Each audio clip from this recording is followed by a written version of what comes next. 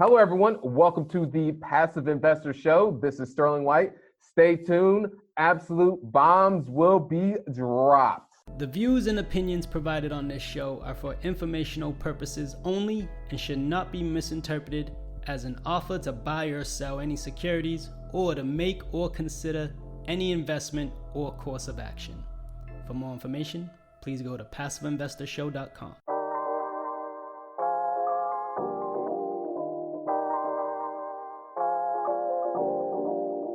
And now, the Passive Investor Show.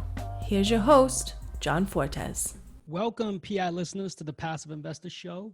I'm the Passive Investor Consultant, John Fortes, your host of the only ranked podcast for passive investors in multifamily syndications and real estate funds. Our goal and purpose of this show is to be a resource to investors and help them master their passive investments by beating inflation 1% at a time.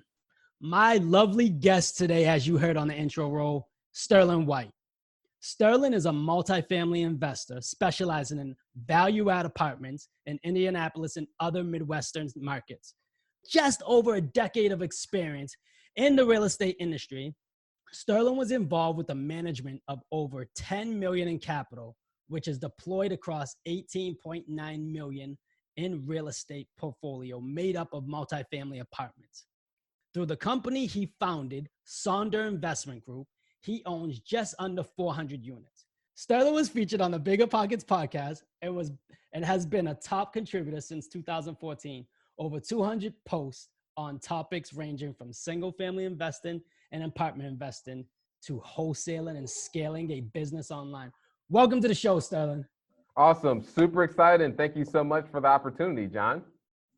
Man, I'm excited to have you here, but really, can you quickly give us a rough summary, a quick outline, quick draft of your background? Yeah, I'll give you all just a spark note or cliff note version, however you want to say it. Born and raised in Indianapolis, Indiana, where when you tend to drive through the neighborhoods I grew up in, you would lock your doors and also roll your windows up. Dad wasn't around, single mother, fraternal twin brother. We grew up in Section 8 housing, government assistance. And I remember there was one instance, and this goes to show you about our environment that we grew up in, is one of the apartments we lived in, quote unquote, everyone called it the projects.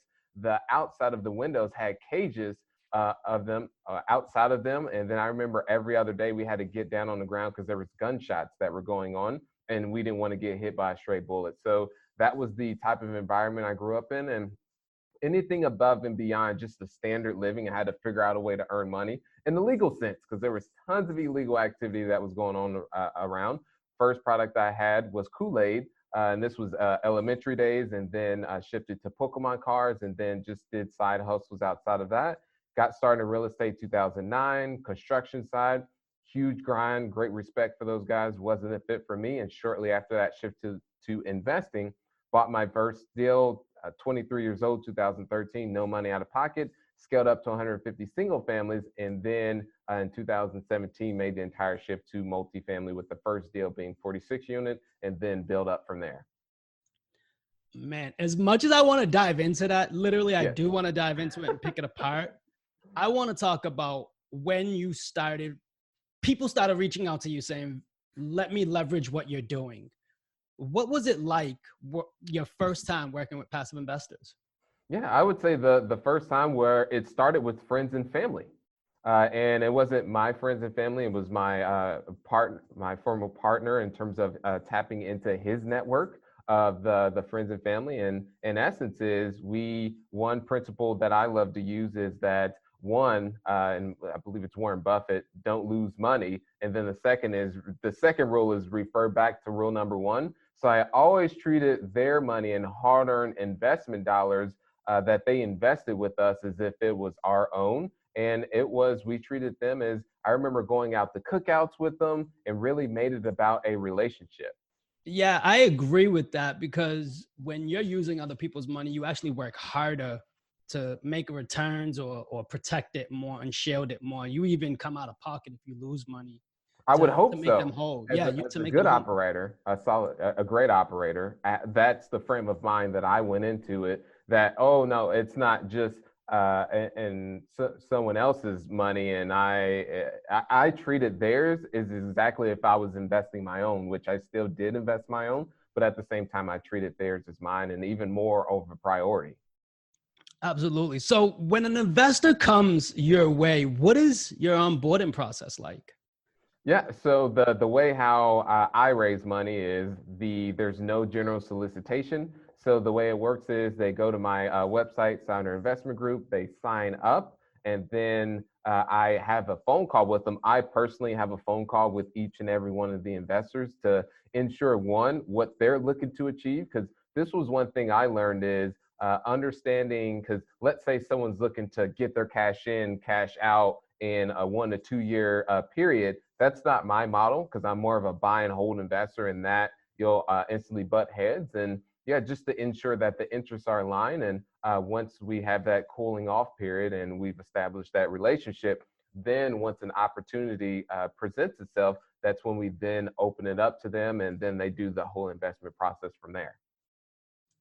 That's great. I mean, you already touched on one of my next questions is what kind of criteria are you looking for passive investors? Because as we're on those calls, Sterling, they're vetting us just as much as we're vetting them. So is there Agreed. anything in particular you're looking to avoid or to align yourself with?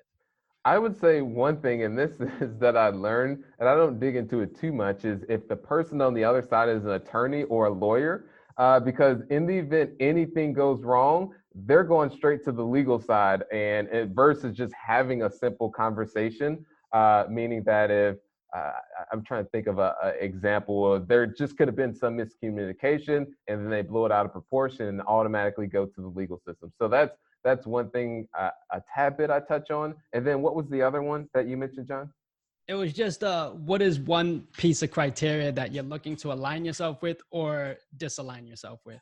Yeah, I would say more so just their philosophy. If they're more of a get rich quick, that's not a fit. And if they're looking to get their cash in, cash out relatively quickly, we're more of a buy and hold for the long term. And I would say those are the primaries. And then also ask them, hey, what's your long-term goal that you're looking to achieve? And in addition to that, another pre-qualifier is how much are they looking to invest? Because our minimum wouldn't, if someone says I only have $1,000 to 5,000, in that case, then it wouldn't be a good fit because they're not qualified in that scenario. And if they say that, well, I can go and find some other people, then that may not be a good opportunity, because if that's their last money and they're having to get it from other people, that could be a tricky situation. Very, very valid points that haven't been brought up on this podcast yet, and that's definitely a disqualifier for last bit of your savings. You don't want to go and put it in an investment because they might need it for an emergency fund, right? So it's likely that they will. That's the first thing that they're going to go to. Absolutely. I usually tell people if it's your emergency fund, keep it as your emergency fund. Don't invest it. You need your security blanket. So great point, Sterling. Thank you. I want to just move on to what is a piece of software that you had to implement when you started working with passive investors? So ended up building what you would call a syndication software, to where it's got the CRM on the back end, and to where someone could visit the site and then they could do the whole investment process, meaning they could go there, view the deals. Once they want to move forward with actually investing, so they'll be able to visit the site, complete all their due diligence as far as here's the financials, here's all the legal documents. And then from there, once they decide they want to invest, they hit the invest now button. There's an e-signature document, several of those on the legal side that they have to sign, and then everything gets completed online. And then the only thing that they have to send is the wire or the check in terms of the offline. So that was one thing that really helped in terms of streamlining the whole entire process, which is building a software from scratch. Can you explain to us the old way of doing things before that type of a software came about? I would say a lot of it was more so would store the documents in Google Drive, and then you would share the Google Drive document with the investors, and then you would take it, you would go let's say someone decides they want to move forward, you would go to some third-party app to do the e-signature, and then you would upload it, and then you would manually send it to them. Versus now, everything's just on automation in essence. So that's the main thing, is just further making the process seamless, because it's more of the investor experience is what I found. Because people have busy lives at the end of the day. Absolutely. I would even go a step further where the documents were printed, signed for the wet signature, and then scanned, sent back. See, I wasn't raising money at that point where it was that. I started right from the get-go, work towards digital as much as possible. And there's still those individuals that still want to manually, well, not manually, but take it off, download it, and then take the paper copy and then put their signature and then mail it in. But more so, people like to do everything from a digital. And that was what we pushed right from the get-go, just being as millennials. And I started raising money. This was about 2014 or so. Is that what you're using for your true CRM, or are you using another piece of CRM as well? With yeah, I still use the same CRM. Awesome. Now, is there any other software that you use that help digitalize and make things easier for you? Not so much. I would say that's the main thing, and then have a separate CRM that I have our team nurture the relationship. So when someone signs up, we have someone instantly reach out to them to then set the appointment with me. And so in essence, we're still tweaking that. Right now, we've actually just recently reconverted it to where when someone signs up, they get a link to schedule a call with me via Calendly. However, if someone doesn't schedule a call, that's why we have the separate CRM that we can make outbound calls to investors to then start that relationship. And then once we pre-qualify, and they, of course, qualify us, and then the person sets the appointment with me. Absolutely. And I was on a call yesterday, and I was explaining to a bunch of people on the webinar, saying people do not find us on accident. Our websites were such a niche that we're pretty defined and specific. So people are coming across us because they already know that they want that lane. They want a piece of that investment. They want to do something or practice in some way, form, or shape or form, right? So how are you coming across investors? How are you driving them? How are you leading them to your website to build that database? I would say content. And this is for someone to reverse engineer, understanding who your ideal investor is, and then positioning to understand where their eyeballs are and where their ears are to be of value. Prime example, this podcast is where your ideal passive investor is, and you've done a great job with this, John, in terms of branding, is you're being position yourself to be of value for people's ears. And that's a way in terms of how I'm able to attract investors. There's been contributing to Bigger Pockets for, I don't know how long, for 4 years, 3.5. And on that platform, in a very short duration of time, I pushed out over 200 articles. And that was just all value. And one gem I would really like to say for people in terms of the book by Gary Vee, Jab, Jab, Right Hook, where it talks about the jabs are the value and then the right hook is invest with me. But originally the actual title was supposed to be jab, jab, jab, jab, jab, no right hook. And that's what I found, just giving so much value out there.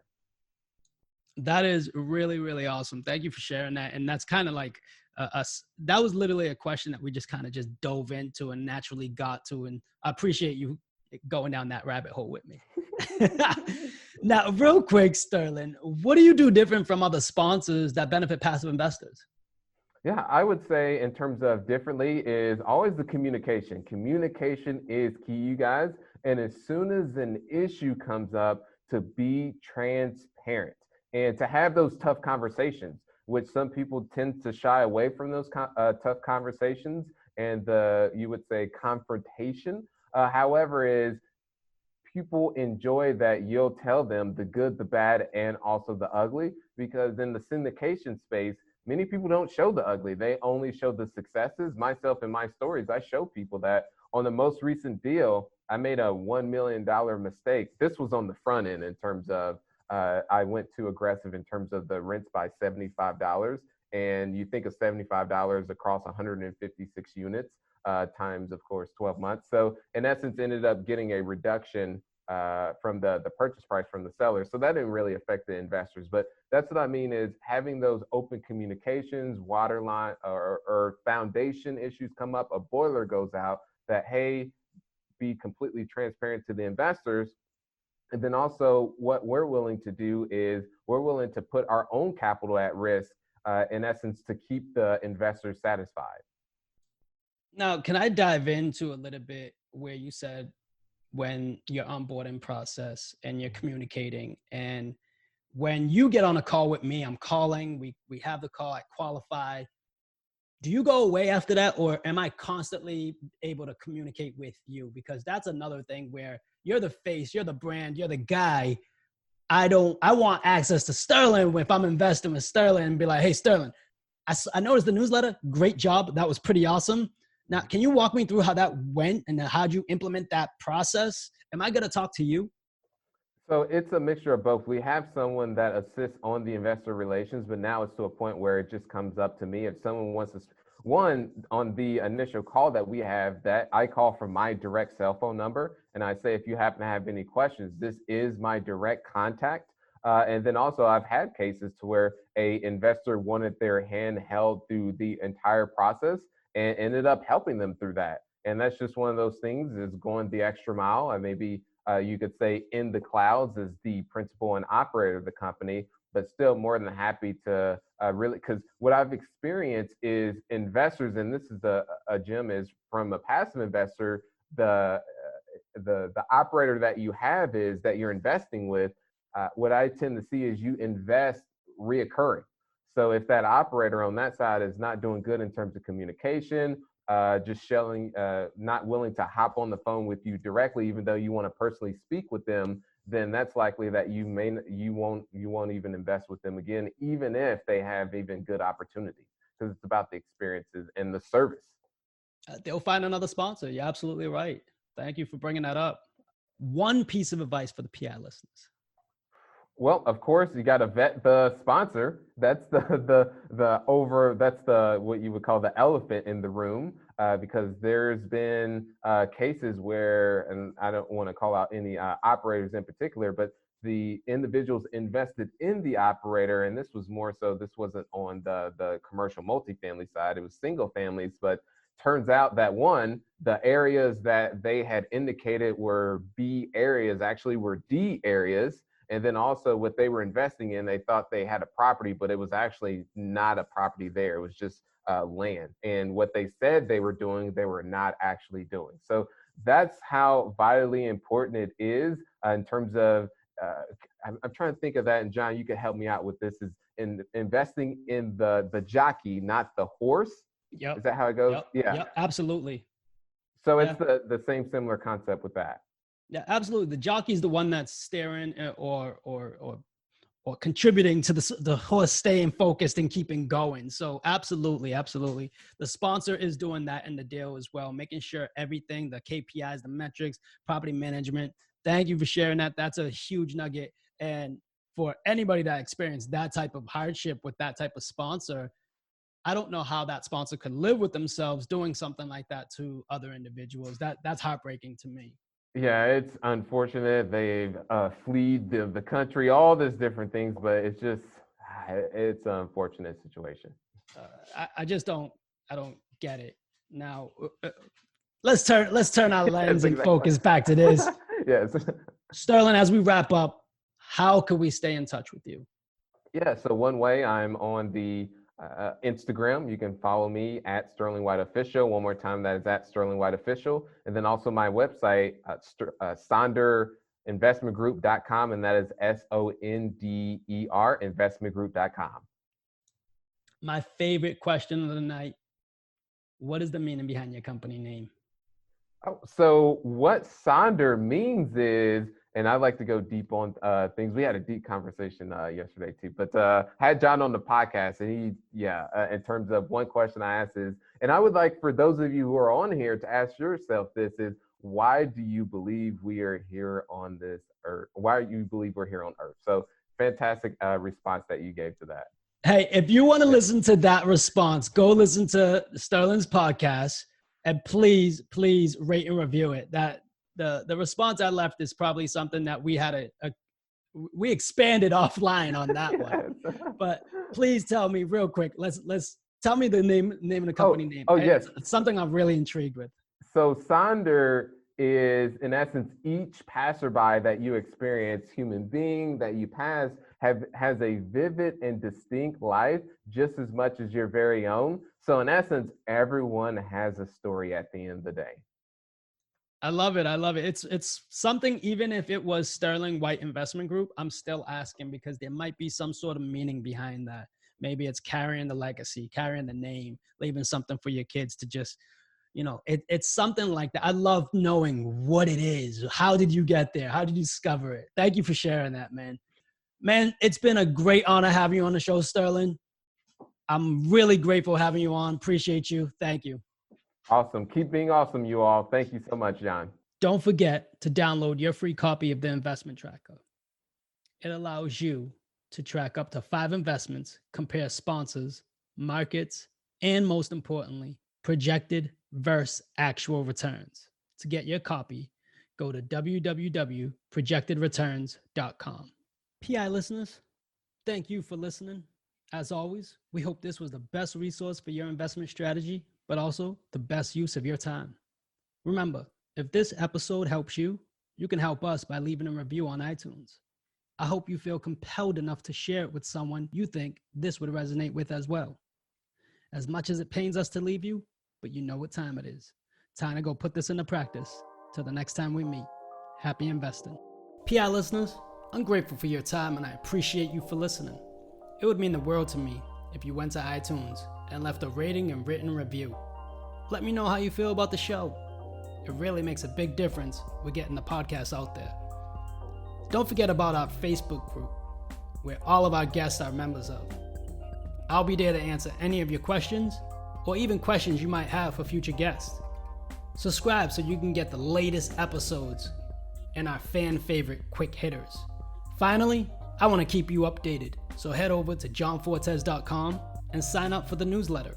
If you're interested in partnering with me, sign up on the contact page so you can talk to me directly. I look forward to connecting with you. Happy investing.